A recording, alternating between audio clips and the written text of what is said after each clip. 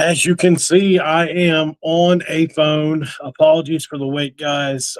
This is going to be a very short episode, but I did want to record really quick to let you guys know that I'm doing okay. A lot of you guys know I've been in the hospital over the weekend, so let's update you guys on that on this episode of Locked On West Virginia, and also let's talk about some basketball, man.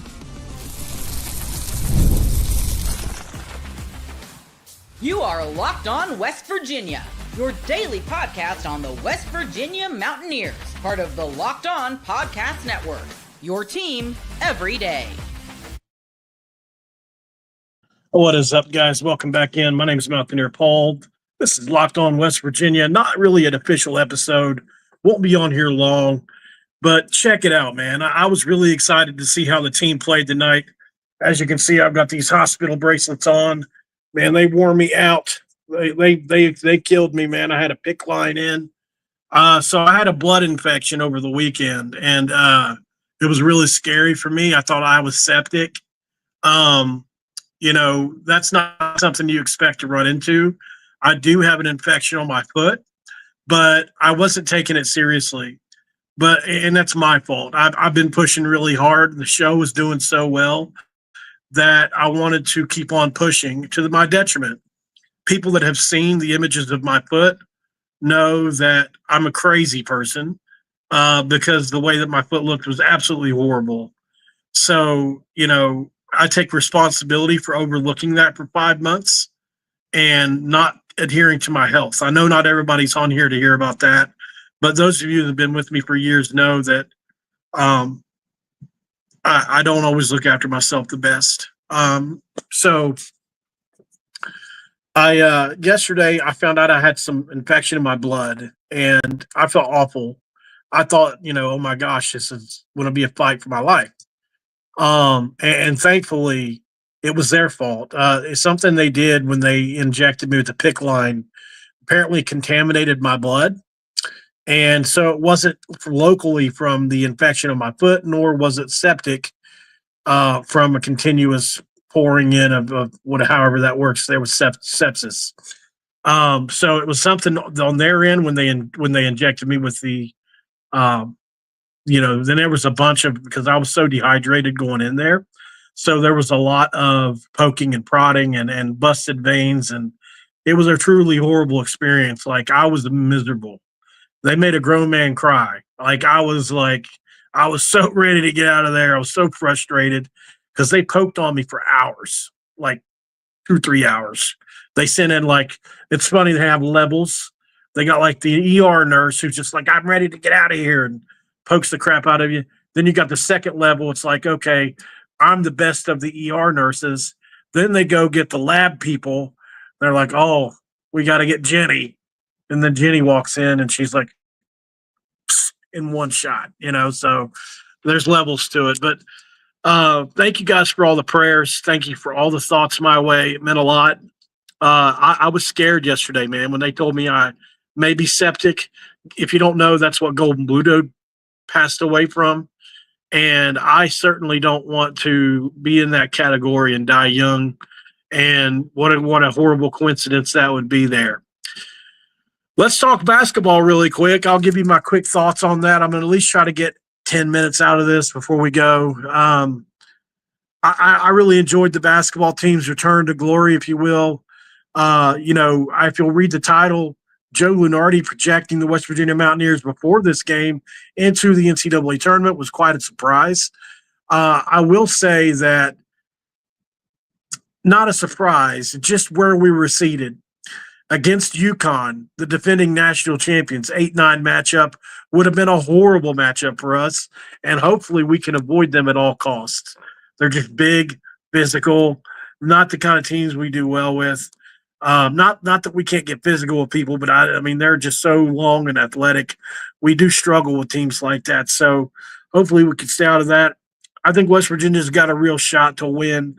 Like I said, I didn't know how we were going to get to 22 or 23 wins, but I still think we got a great shot to get there. You look at the remaining schedule and say, okay, Utah's on there twice, TCU's on there twice. You can go 3-1 in those 4 games. There's other games on there that are extremely winnable. And I like the odds. I like this team's fight. I think its defense is going to carry throughout the NCAA. And I'll be watching for this team to peak right about now, because the last month of the season, February, is peak season. That's when you want to peak in March Madness. And this is a team that I think can do that. I think they were derailed by that sickness that went around the team. Man, it takes a while to get back from the flu. It takes a while to get back from being sick, right? So let's give this team some grace. I think those 3 games were a mixture of exhaustion and the flu that hit everybody. So I think we're going to be okay. I got a new PC set up and everything here. It will be up and running tomorrow.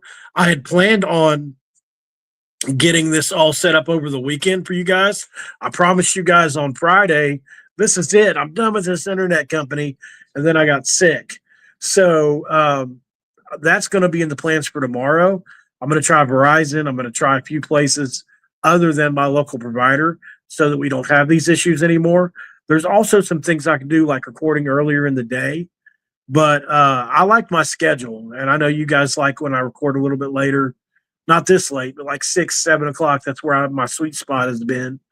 But other than that, I mean, it's pretty cool, man. And like I said, Fester, who may be in the chat, was awesome enough to donate this PC setup that he spent a great deal of money on.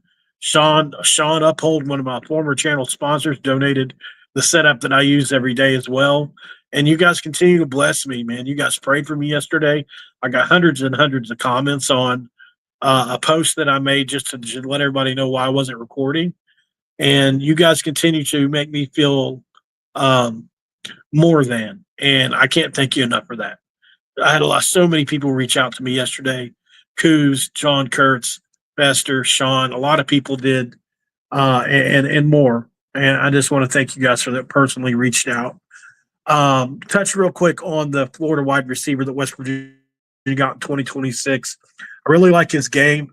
I think he's a good receiver.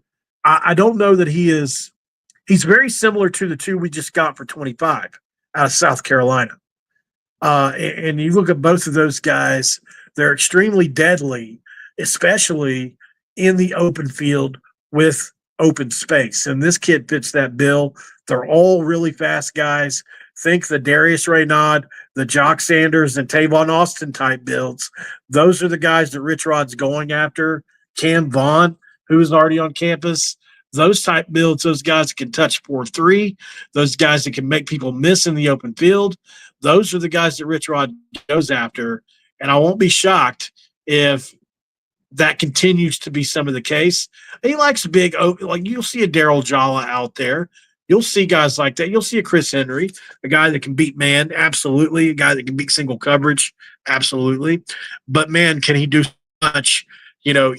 Rodney Gallagher's a similar type player. These guys like smaller in stature but very elusive and fast. You can do a lot with those kind of players. You can put them in the slot, obviously, and put them on, get them matched up on linebackers. You can run reverses. You can run fakes. You can run, a little bit of read counter with them, or even just straight up wildcat. There's a lot you can do with guys like that, especially you notice Rich Rod targets players that have played quarterback or multiple positions. That's not by happenstance. It's because, the more positions in football, especially that a guy has played, the more he can take on. And like Cam Vaughn played quarterback in high school. Pat White played safety in high school. So like there's a bunch of that going on. And there are multiple players in this transfer portal class, JUCO, and high school class that are cross-trained across multiple different facets of the game. So I think we look forward to his coming. I don't have his name right in front of me. Forgive me for that. All my stuff is kind of shut down right now. So no big deal, though.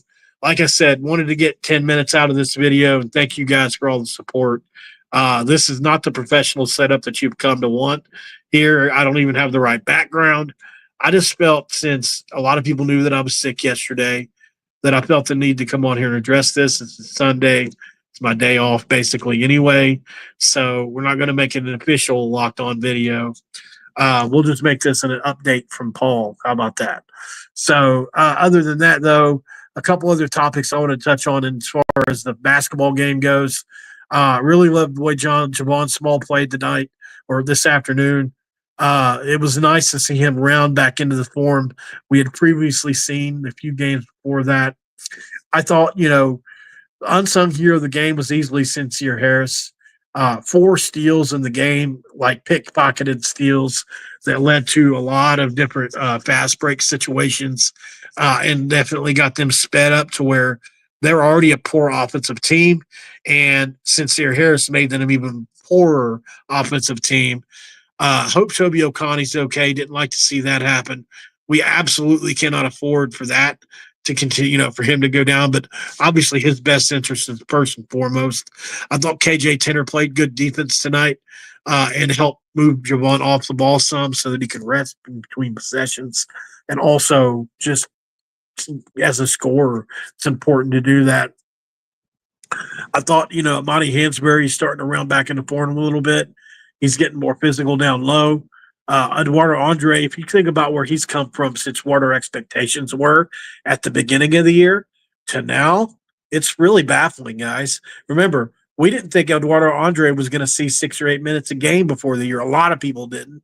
And I had Nelson Hernandez beating the table for him saying, no, he can play, and he certainly can.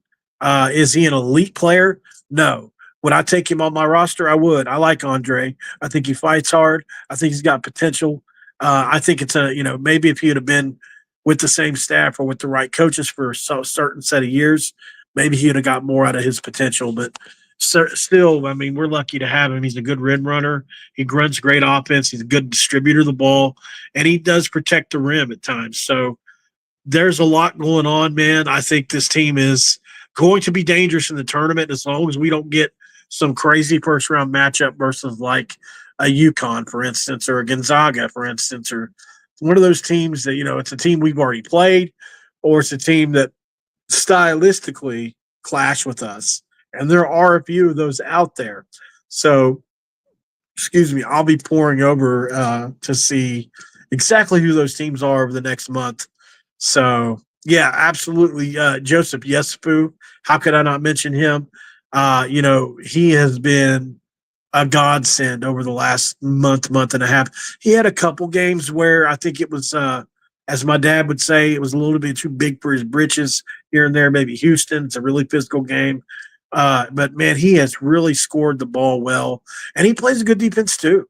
He loves getting in passing lanes. Love Joseph Yesufu, what he brings to the table. So, listen, he can only get better. And we need that second complimenting guard, scoring guard. To Javon, obviously. KJ's not there yet. I think KJ, once he gets to what Yesufu's build looks like, look out, because KJ Tenner, that's all he's missing. He just can't take the contact in the lane right now. He's got the athletic ability, in my opinion, from a quickness standpoint. He's got the handles. He's got the want to. He's got great feet on defense. He's got a good-looking shot, which I don't know why he doesn't shoot it more.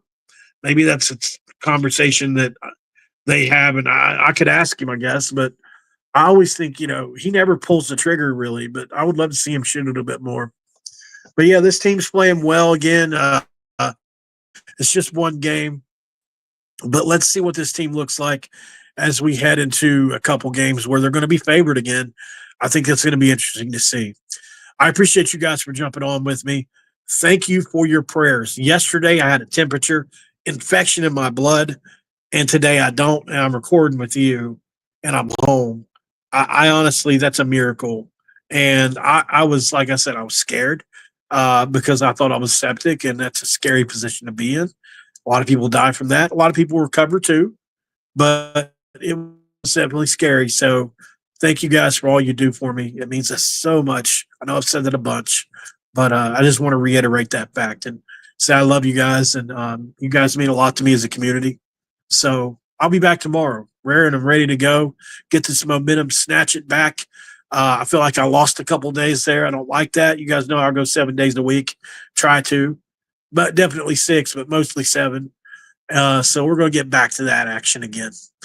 Other than that, guys, not a lot else to talk about. I was excited to see the team win a game, excited to see us get a recruit.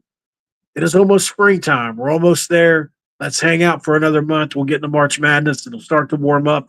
Beautiful weather outside today. And I think it's only going to get better from here, guys. I will see you tomorrow. Have a blessed evening. I'm going to eat a ribeye and think about how good life is. I'll see you on the next one. Good night, guys.